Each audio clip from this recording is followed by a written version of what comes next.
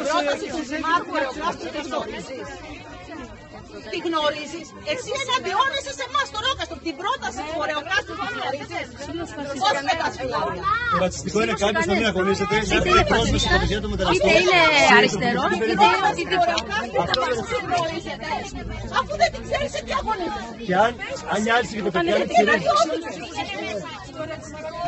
Ποιο ήταν, πες μου ρε κορίτσι μου? τα παιδιά των προσφύγων στο σχολείο. Ποιος το είπε αυτό? Την πρόταση των γονέων εδώ συγκεκριμένων και του Δημάρχου την έχεις ακούσει? Σε ρωτάω, ποια ήταν?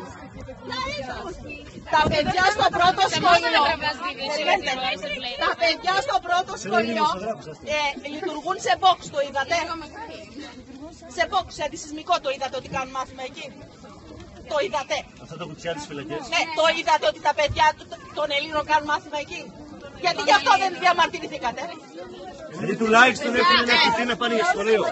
Κάθε άλλα παιδιά δεν έχουν ένα κουτί να πάνε. Κατέβασε. Κατέβασε. Και σένα. Γιατί δεν ήρθε και με επενδύσεις. Δεν είσαι. Γιατί δεν είσαι τραβήξω. Ήρθες εδώ έξω. Πού κάνεις ξεφυλάκι το παιδί μου? Βγήκε από διοίκηση, βγήκε αυτό.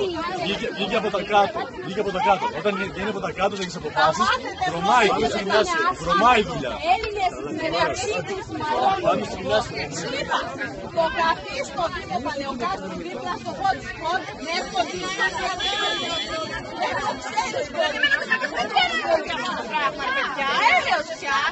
Θα πούνε τα παιδιά μας, δεν μπορούμε να τις πάρουμε.